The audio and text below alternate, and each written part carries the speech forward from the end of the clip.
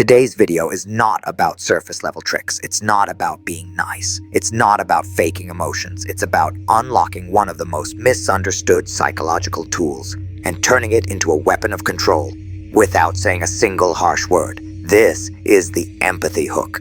In the world of dark psychology, empathy isn't weakness, it's strategy. Because when people feel seen, they drop their guard. And when they drop their guard, you gain quiet control. But most people never learn how this works. They confuse kindness with manipulation. They think empathy is about being soft. They don't realize that the most emotionally intelligent people are often the most psychologically dangerous. This video will shift the way you look at influence. We'll go deep into how empathy hook works, how it connects directly with the subconscious, how it creates emotional dependency without force, and how it's used by those who understand real power. If you've ever felt trapped in a toxic relationship, if someone ever mirrored your emotions just to break your mind later, or if you want to learn how to protect your own emotional space, this is your moment. Because what I'm about to show you is not motivational. It's psychological self-defense. And by the end of this video, you won't just understand the empathy hook, you'll recognize it, feel it, and use it with clarity. Now let's get into it.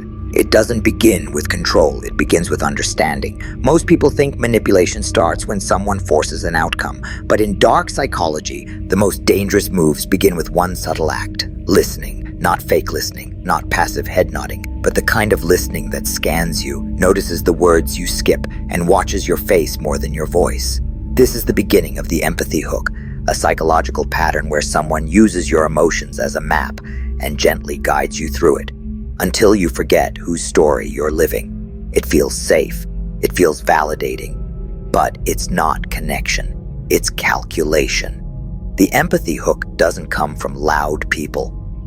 It comes from the ones who stay quiet just long enough for you to speak first. They mirror your pain, reflect your dreams, and seem to just understand. And you start trusting without even checking the locks.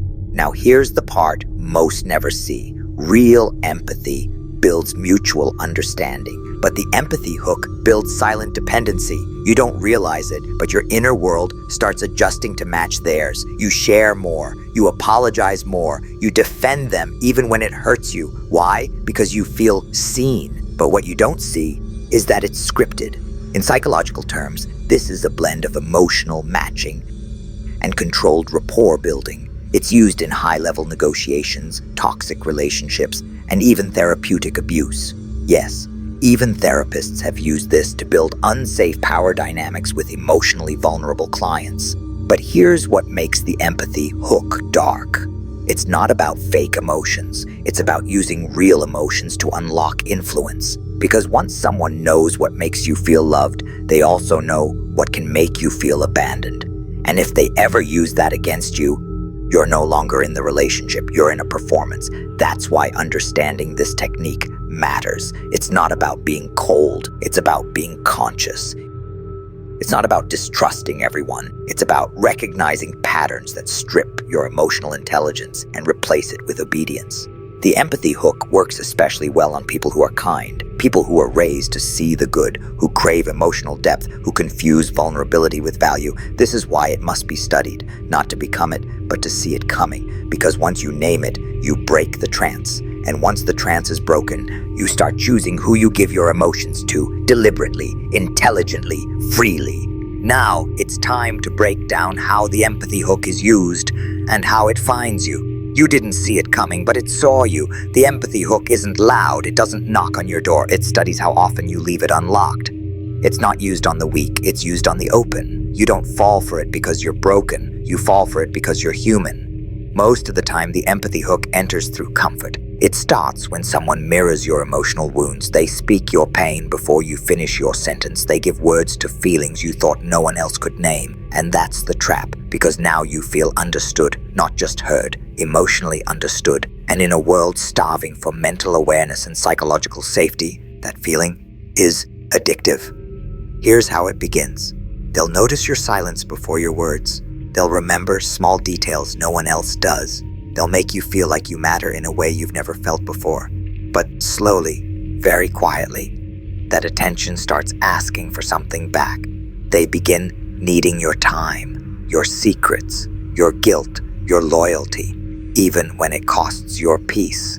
The hook deepens when their validation turns into correction. They start helping you by shaping how you see others. They offer opinions about your family, your friends, your choices, always in the name of concern, but what they are actually doing is isolating you. And it doesn't look like control, it looks like protection, until you wake up one day and realize you haven't made a single independent emotional decision in months.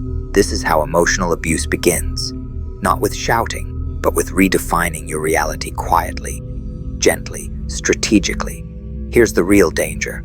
People who use the empathy hook are often emotionally intelligent. They understand trauma, mental health, trust issues. They've studied it or lived it. That's what makes them convincing. They know how to speak your language before you've even spoken. They'll recognize your need for closure. They'll sense your abandonment wounds, and then they'll become the exact antidote to your deepest fear until they're not. And the moment you question them, they'll say, "I was just trying to help," or "You're too sensitive." This is psychological deflection wrapped in concern. So how do you recognize it? Start by noticing the imbalance. You share more than you receive. You give more peace than you get. You constantly second-guess your own feelings to protect theirs. Also pay attention to your own silence. If you find yourself not speaking to keep the peace, you're already inside the hook. In relationships, especially in toxic ones, the empathy hook becomes a leash. And the longer you wear it, the more you forget what emotional freedom felt like before them. This is why emotional intelligence must include pattern recognition. It's not just about understanding others. It's about tracking how others affect you. Because real empathy doesn't cost your identity, but the hook always does. And once you learn to see it, you can't unsee it. Let's go further now. Because it's not enough to just name the trap. You deserve to know how to dismantle it. They don't always approach you directly. Sometimes they come through sympathy, sometimes through silence, and sometimes through a well-placed compliment wrapped around a trap. Now that you've recognized how the empathy hook is set, let's shift the focus. Because knowing what's happening is not enough. You must also learn how to defend without turning yourself into stone. Protection doesn't always look like blocking someone. Sometimes it looks like seeing what they're doing and choosing not to respond the way they expect. Here's your first weapon: mental awareness over emotional reaction. When someone plays the victim, every time you pull away, they're not in pain, they're in control. They want you to feel responsible for the imbalance they quietly created. Here's what you do. Pause before responding. Name the pattern silently. Say in your mind, "This is emotional dependency, not connection." Next, master the art of invisible boundaries. You don't have to announce your walls. You just stop letting them in. When someone texts you 10 times and you feel panicked, you're not bonded, you're being baited. Stop replying out of guilt. Reply out of clarity, or not at all. Emotional intelligence doesn't just mean understanding others. It means knowing when your peace is being outsourced to people who never earned that responsibility. If you've ever felt like you're the problem for wanting time alone, that's not a sign of selfishness. It's a sign that your psychological space has been slowly invaded. You're not losing people, you're losing manipulation's grip on you. Here's another tool. Reverse the lens. Ask, if I treated them the way they treat me, would they stay? Would they accept it? Or would they call it toxic? This is how you expose silent abuse without confronting it directly. It's how you regain mental health without drama. It's how you rebuild control in relationships that slowly removed it. Protecting yourself doesn't require you to become hard. It requires you to become aware. This is the psychological solution, not cutting people out, but cutting the pattern at its root. There will be resistance. They may call you cold, detached, uncaring. Let them, because your safety is not up for negotiation. And every time you allow discomfort to sit unchallenged, you give permission to emotional abuse to stay disguised. You want to become emotionally independent? Then stop believing that loyalty means tolerating pain. It doesn't. Loyalty is earned, not owed. You are not here to rescue everyone from their own reflection. You are not here to over-explain your boundaries until they become acceptable to someone else. You are here to choose your mental clarity over someone else's chaos. And now that you've learned the defense, you're ready for the final step, how to walk away with your peace without looking back for permission. You didn't lose your kindness, you just learned where to place it. The empathy hook breaks not by becoming hard, but by becoming wise. Keep your softness, but guard your peace. If this video gave you clarity, don't leave quietly. Subscribe and stay close, because this awareness is just the beginning.